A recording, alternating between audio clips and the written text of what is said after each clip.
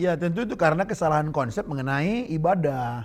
Dia berpikir yang namanya ibadah itu hanya di ruangan gereja, atau di ruangan satu tempat kebaktian. Jadi di ruangan gereja bagi dia itu ibadah, di sana ada Tuhan.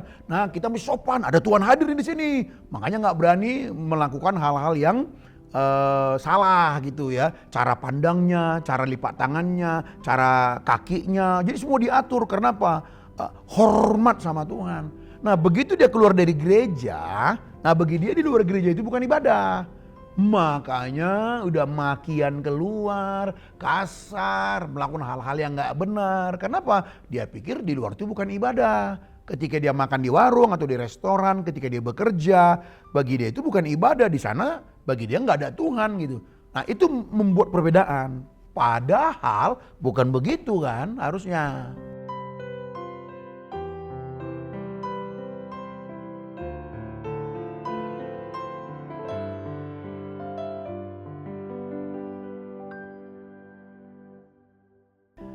Jadi Alkitab memberi jawab kepada kita dengan jelas kalau bicara ibadah itu sebenarnya.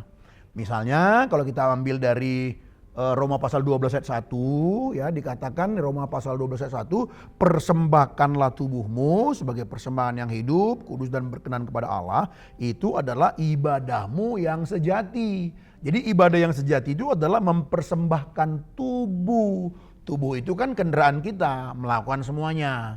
Ya kita mau sayang, mau pukul pakai tangan, mau muji, mau maki-maki pakai ini mulut, bibir dan sebagainya. Kita mau melangkah pakai kaki. Jadi ketika Paulus berkata, persembahkan tubuhmu artinya persembahkanlah seluruh aktivitasmu, seluruh kegiatanmu di mana saja, kapanpun. Persembahkan sebagai persembahan yang hidup. Hidup di situ maksudnya apa? Hidup kita yang dulu mati karena dosa dihidupkan. Kita menjadi satu manusia baru. Jadi manusia baru kita ini itu kita persembahkan kepada Tuhan.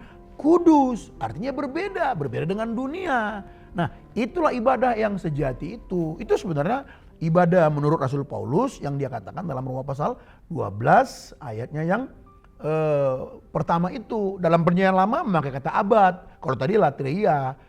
Ya di Perjanjian Lama memakai kata abad, artinya di situ apa? Bisa bekerja, ya kan? Manusia itu ditempatkan Tuhan di Taman Eden untuk mengusahakan atau to work, to dress, mendandani.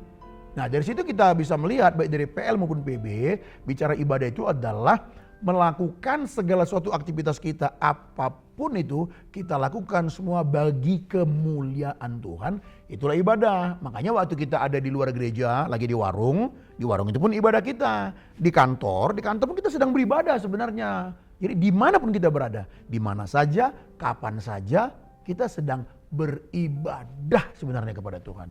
Gitu loh itu ibadah itu sebenarnya.